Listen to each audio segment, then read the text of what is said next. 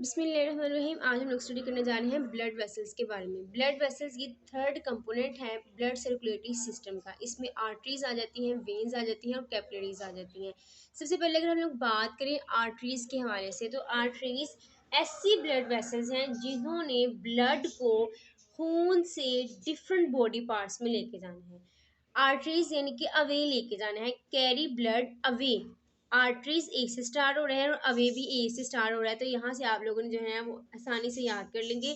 Arteries carry blood away from heart to different parts of body.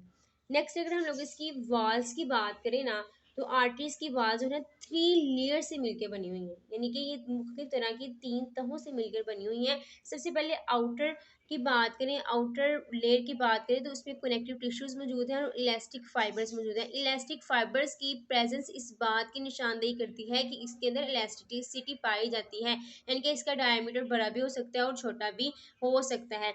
Outer, यहाँ पे मैंने एक एग्जाम्पल थोड़े से शो करने की कोशिश की है। This is the connective tissue. ये किससे मिलकर बनी हुई है? जो आउटर लेयर है किससे मिलकर बनी हुई है? कनेक्टिव टिश्यू से मिलकर बनी हुई है। और इसके अंदर जो है ना इलास्टिक फाइबर्स भी मौजूद हैं, यानी कि ये खुद को छोटा या बड़ा कर सकती है। नेक्स्ट बात करें अगर मिडल लेयर की, मिडल बनी हुई है थिक मस्कुलर टिश्यू से। ये है आउटर, ये है middle layer, that is made of muscular tissues, और इसके अंदर भी जो है ना इलास्टिक फाइबर्स पाया जाता है। ये बहुत ही इंपॉर्टेंस की हामिल है मिडल लेयर। नेक्स्ट इसकी बात करते हैं। आगे आ जाती है इनर लेयर। इनर क्या है? थिनर है।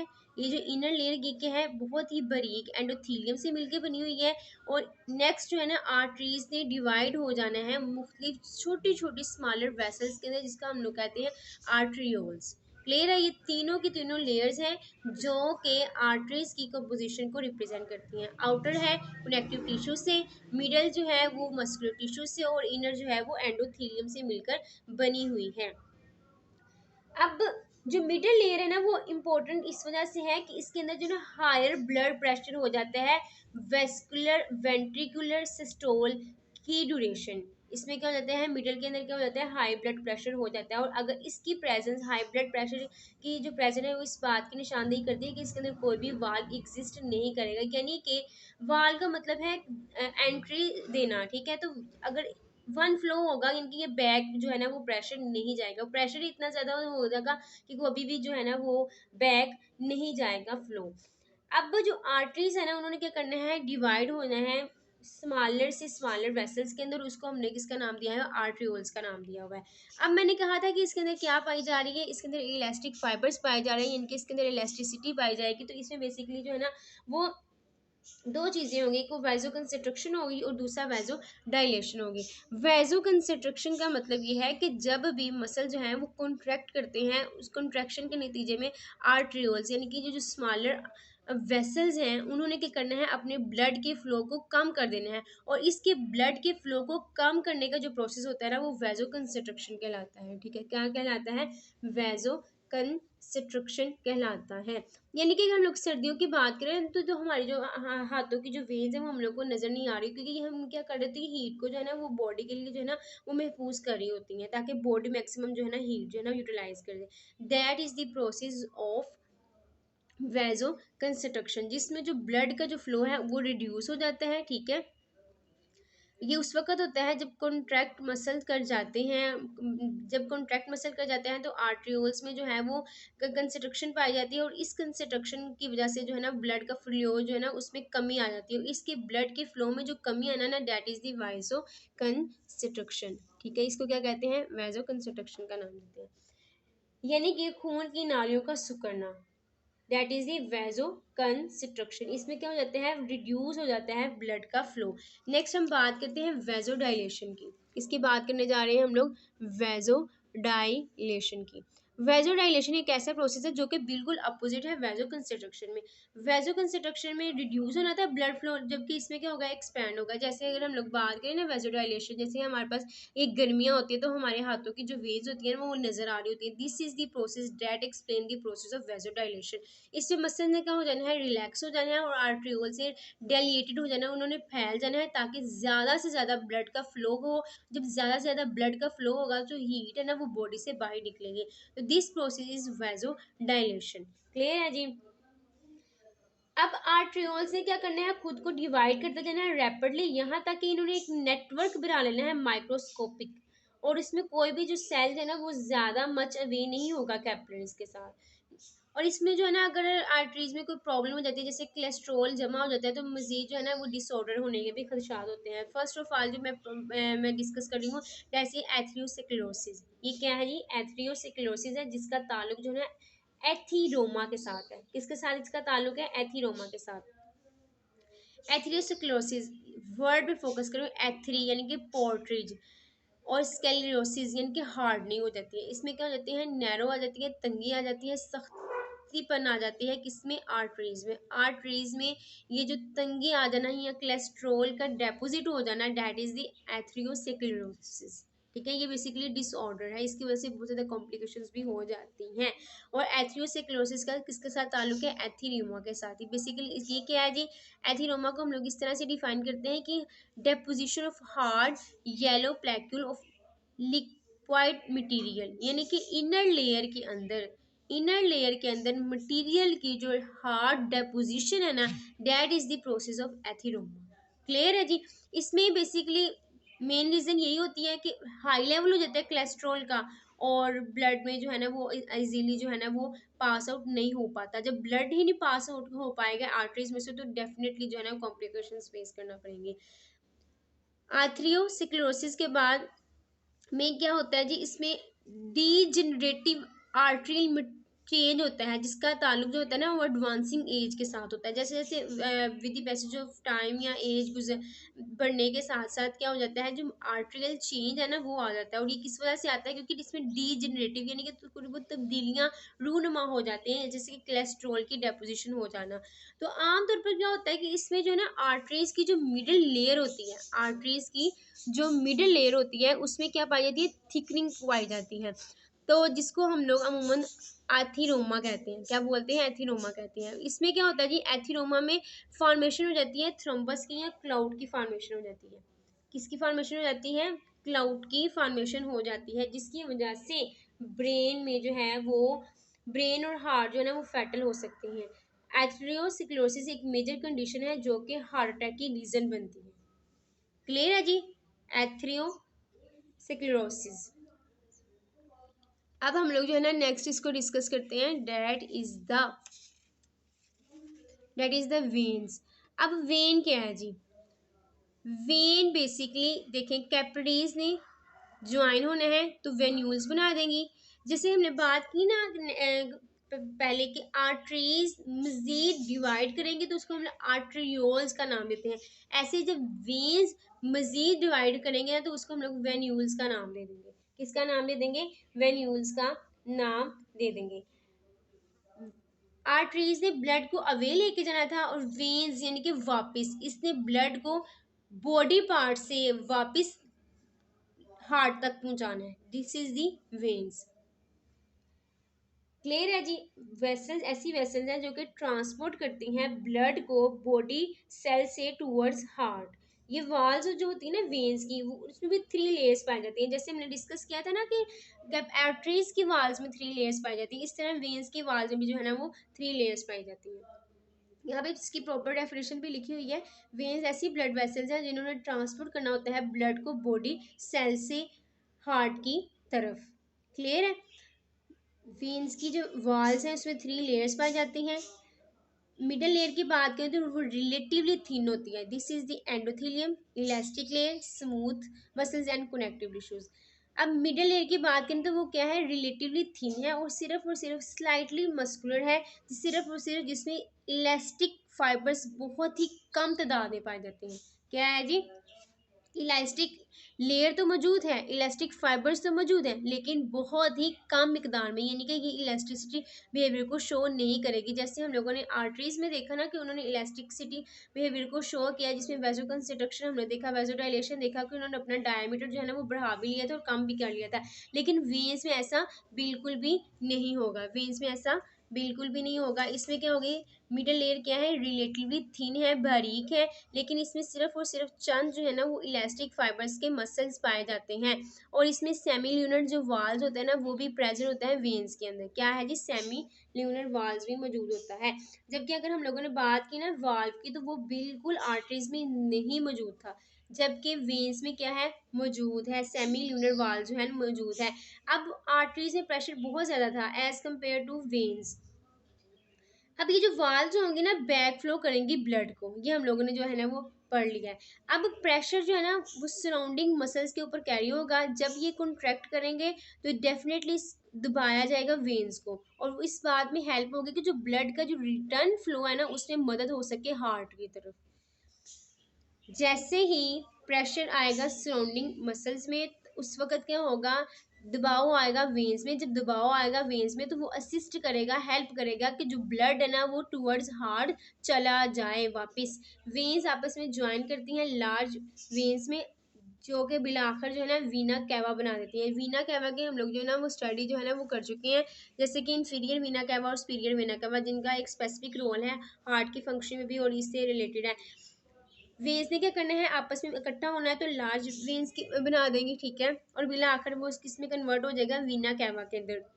वीना कैवा की मजीद दो कैटेगरीज हैं, one is the inferior vena cava, second is the superior Veena cava, जिनका एक प्रॉपर खास फंक्शन है।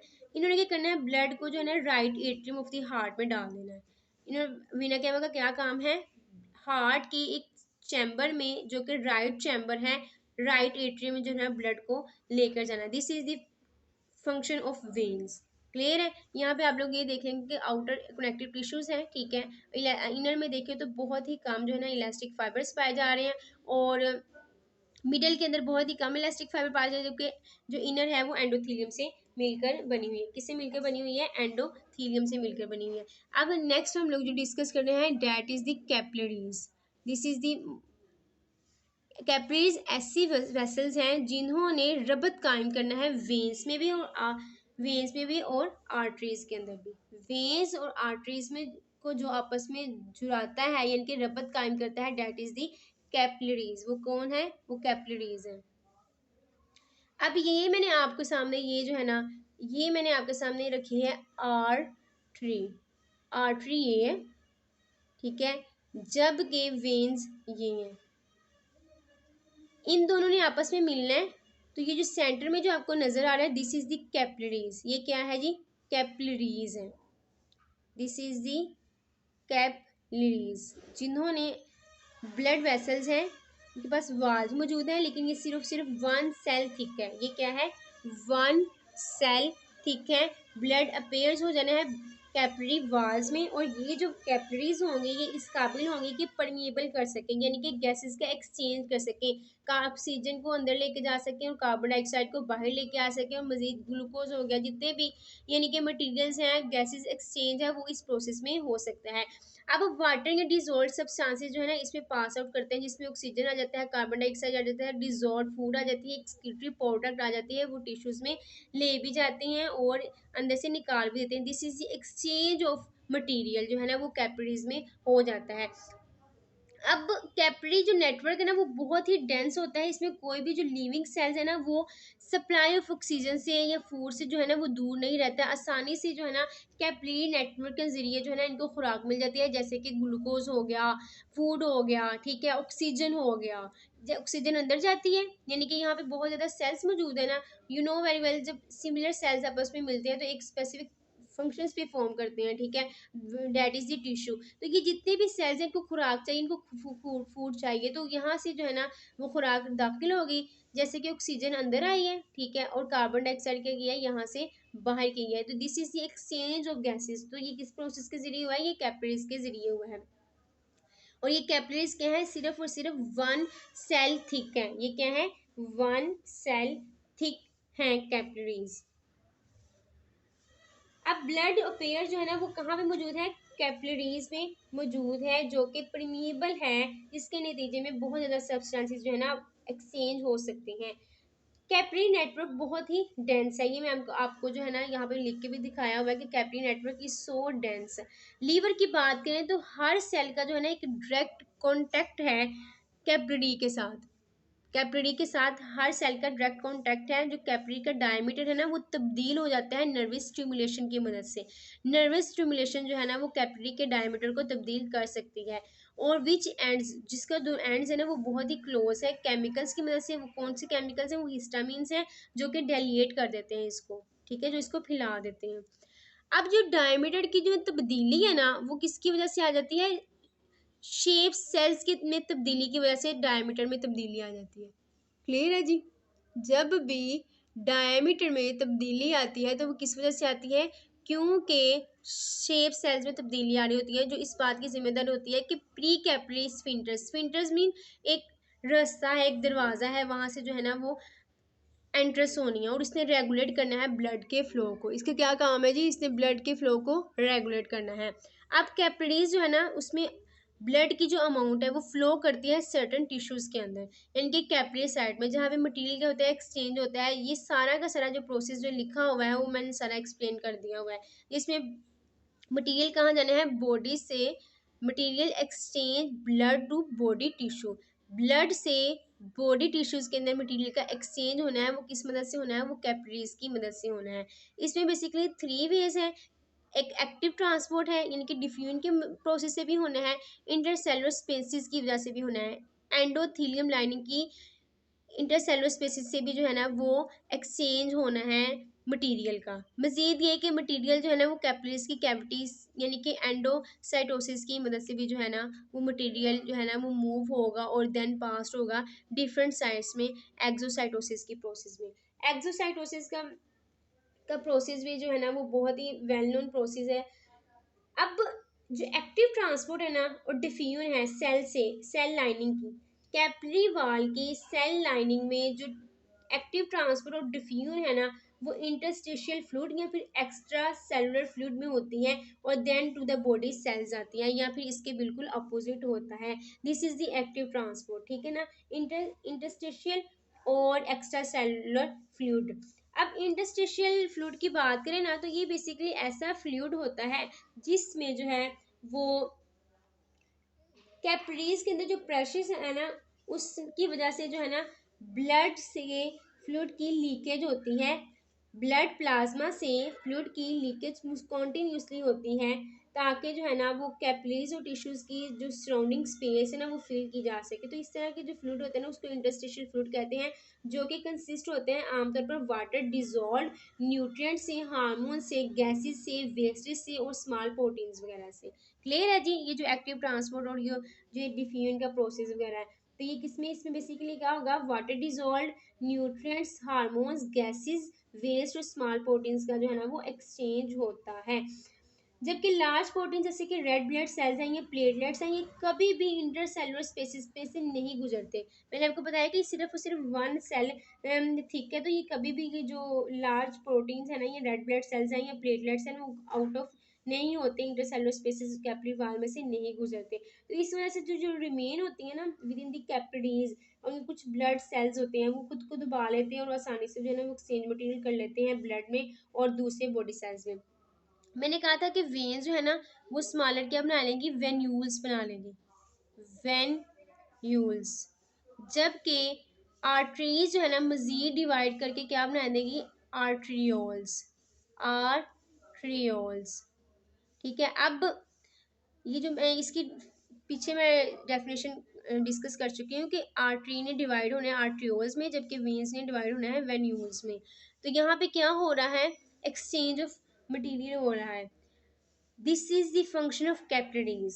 और ये क्या है? वन सेल थिक है। तो वन सेल थिक से ही आप अंदाज़ा लगा सकते हैं कि इसका कितना डायमीटर होगा, एक किस तरह के जो है ना वो एक्सचेंज ऑफ मटेरियल यहाँ पे पॉसिबल है। लार्ज लार्ज प्रोटीन्स तो यहाँ से मूव जो है ना वो नहीं कर पाएंगी।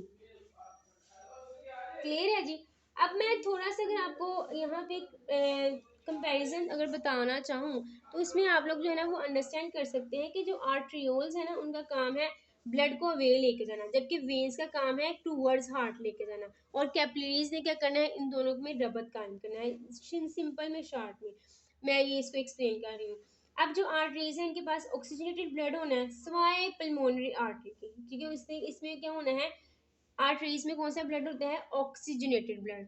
सवाई पल्मोनरी जिसमें डीऑक्सीजनेटेड ब्लड होता है, जबकि वेन्स की बात कर दी जाए, वेन्स की बात इसमें डीऑक्सीजनेटेड ब्लड होता है।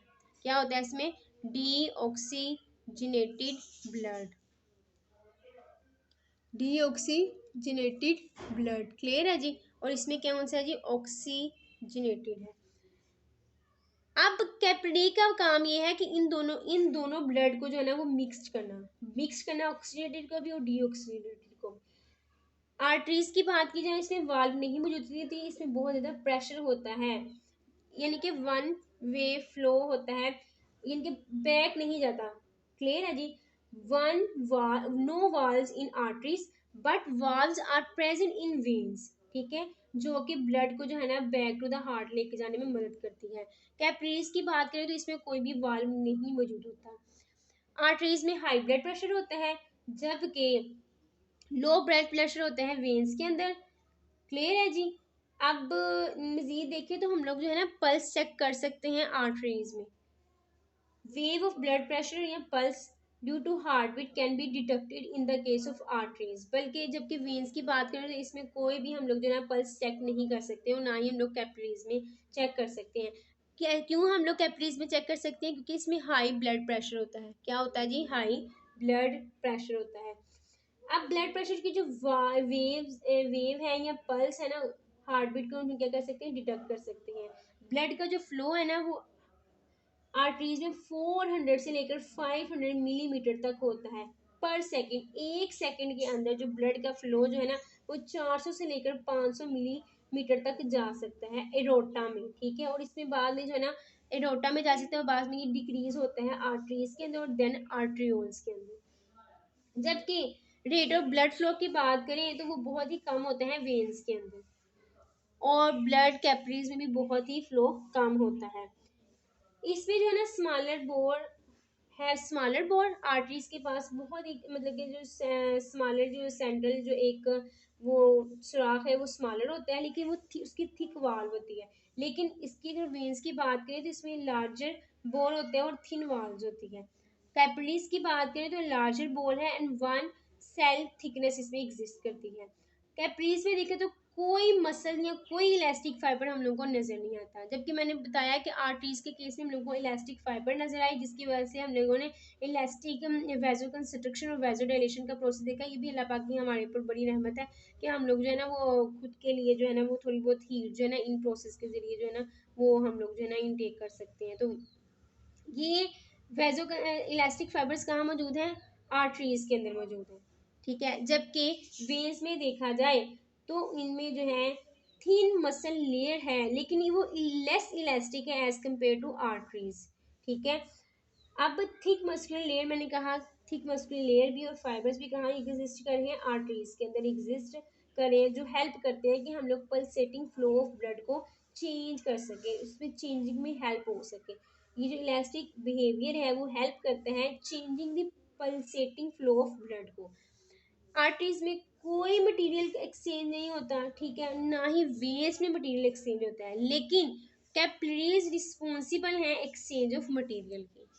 ये थी समरी जो कि हम लोगों ने आज लेक्चर जो है ना वो डिस्कस किया। इससे रिलेटेड कोई भी क्वेश्चन पूछना हो तो जरूर कमेंट बॉक्स में पूछेगा। ये भी बताइएगा कि ये वीडियो आपके लिए कितनी हेल्पफुल रही। अपना ख्याल रखिएगा, दुआ में याद रखिएगा। मिलते हैं नेक्स्ट वीडियो में। अल्लाह हाफिज़।